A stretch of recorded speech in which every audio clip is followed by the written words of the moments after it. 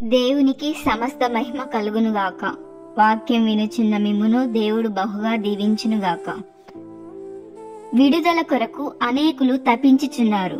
ఒక సమస్య నుండి విడుదల పొందడానికి, ఒక దయ్యం నుండి విడుదల పొందడానికి, ఒక బంధకం నుండి విడుదల పొందడానికి మానవుడు ఎంతగానో ప్రయత్నం చేస్తున్నాడు.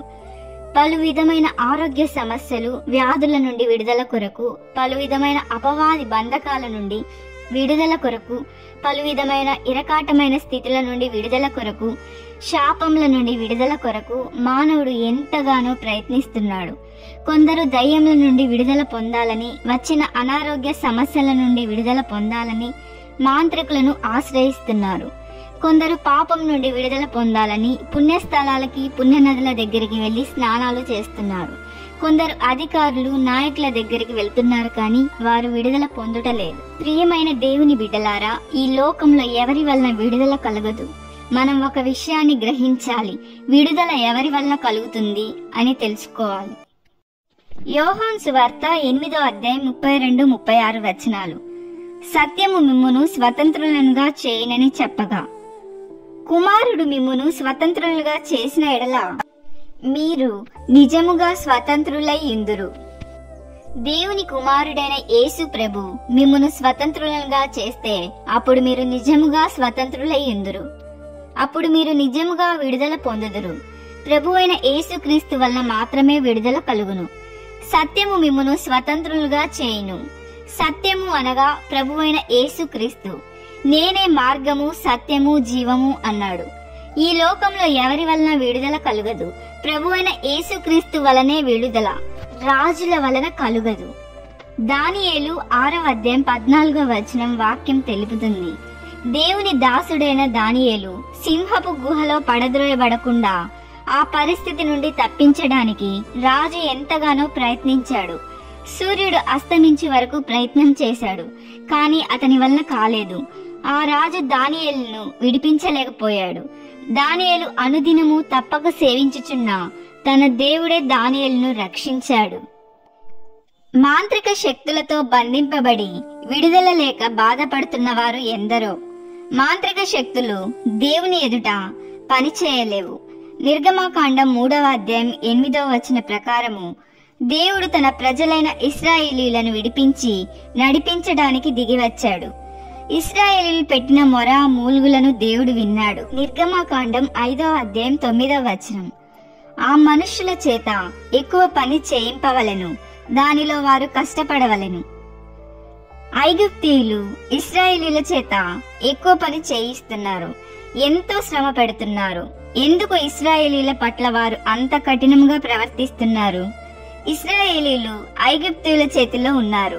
ఐగుప్తీయులు మంత్రజ్ఞుల చేతిలో, శకునగాండ్రుల చేతిలో ఉన్నారు. దేవుని ప్రజలైన ఇశ్రాయేలీయుల మీద ఎందుకు ఇంత శ్రమ? దీనికి కారణం ఉంది. దీని వెనుక కంటికి కనిపించని ఒక ఫోర్స్ పనిచేస్తుంది. మంత్రజ్ఞులు, శకునగాండ్రులు ఫరో దగ్గర ఉన్నారు, రాజ్యాన్ని ప్రభావితం చేయడానికి. ఐగుప్తీయులు అంత కఠినంగా వ్యవహరించడానికి కారణం మంత్రశక్తులు. ఇశ్రాయేలీయులకు స్వాతంత్రం లేదు. వారిని విడిపించి నడిపించడానికి దేవుడే దిగివచ్చాడు.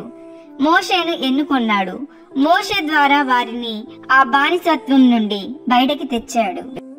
అనేకమైన వ్యాధులతో పీడింపబడుతూ బాధపడుతున్న వారు ఎందరో విడుదల కొరకు పరితపిస్తున్నారు. 12 సంవత్సరాల నుండి రక్తస్రావం గల స్త్రీ ఎవరి వలన స్వస్థత నొందనిదై అనేక వైద్యుల చేత ఎన్నో తిప్పలు పడింది. తనకు కలిగినదంతయు ఖర్చు చేసుకున్నాక కూడా ఆమెకి స్వస్థత కలగలేదు. రోగం నయం కాలేదు. ఏ వైద్యుడు ఆమెని స్వస్థపరచలేదు.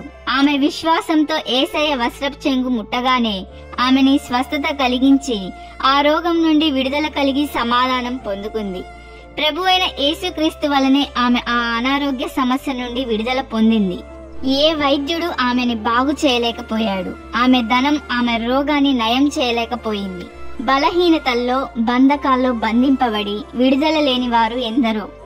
18 ఏండ్ల నుండి బలహీనపరచు దయ్యం చేత బంధింపబడి బాధపడుతున్న స్త్రీ నడుం వంగిపోయి ఎంత మాత్రము చక్కగా నిలబడలేక ఆ స్త్రీ సమాజ మందిరంలోకి వెళ్ళింది.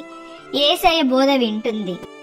మందిరంలో నడుం వంగిపోయి బలహీనపరచు దయ్యంతో బంధింపబడి బాధపడుతున్న ఆమెను యేసయ్య చూసి ఆ దయ్యం నుండి, ఆ బలహీనత నుండి విడిపించాడు.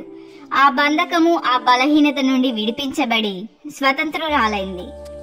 ప్రభు అయిన యేసుక్రీస్తు వలన విడుదల. యేసయ్య విడిపించుటకు శక్తిమంతుడు.